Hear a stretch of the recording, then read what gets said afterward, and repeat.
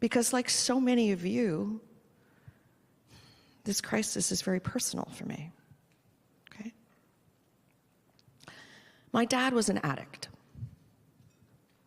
Yeah. He was an alcoholic. And the funny thing about alcoholics is that for the people who don't know them well and who don't see them after the fun ends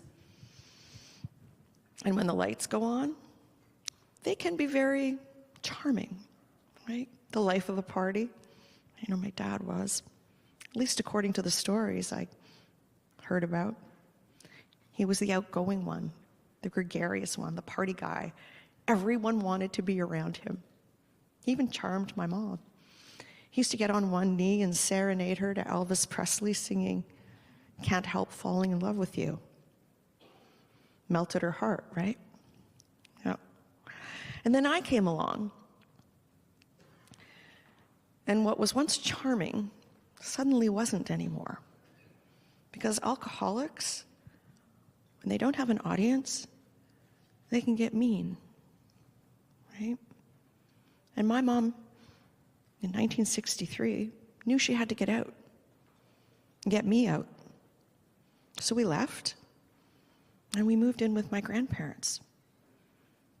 My grandfather worked as a janitor at the Globe and Mail. I know you know that.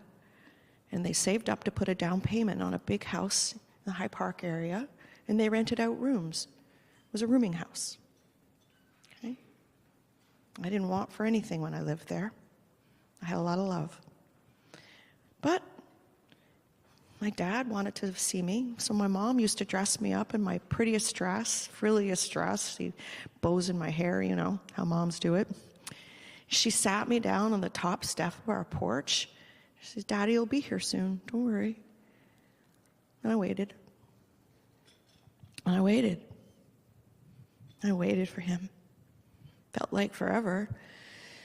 And then Mom would say, "Honey, Daddy called, and he can't make it today, so why don't you get changed and go play with your friends?" But he never called. No. And eventually I just stopped waiting. And in his absence from my life, I was scarred over, right? You just move on.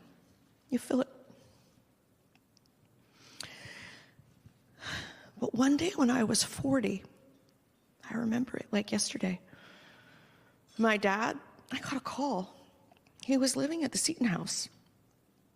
That's not too far from here. And he was dying.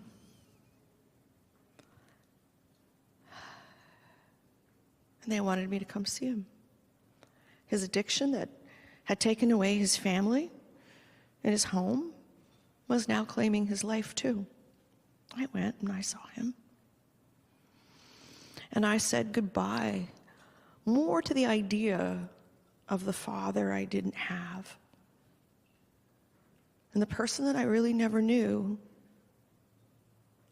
because my mom remarried and another man adopted me and he raised me. And I just turned 65. And on every milestone, I still wonder if, what if my dad had gotten help? Would he have been there for me? What kind of dad would he have been like? What would life had been like? What kind of grandfather would he have made to my kids? So the guy who was the life of the party passed, and I'll never know, neither will my kids, what kind of grandfather he would have been. And I'm telling you this story not because it's unique, but because it's not. Right? Because all across Ontario, there are stories like mine. More than 13,000 people have died in the opioid crisis over the last 7 years. Yesterday, I connected with somebody you all watch on TV, and his aunt was a girlfriend of mine in high school, and she lost her daughter to the opioid crisis too. We see it every single day. Every single one of these stories, they start with someone who needed help but couldn't get it. They didn't get help. And they end with a parent or a child or a grandparent or a brother or a sister missing someone they once truly loved. It leaves a big hole. Wondering about that person that they really never got to know and what their life would have been like, right? So yes, we need to fix mental health in the addiction crisis. Not because it's easy, as just saying those words, but because right now, here in Ontario, there's no plan. No plan and no sufficient funding. And in a province as rich as this one, we can and we must do better.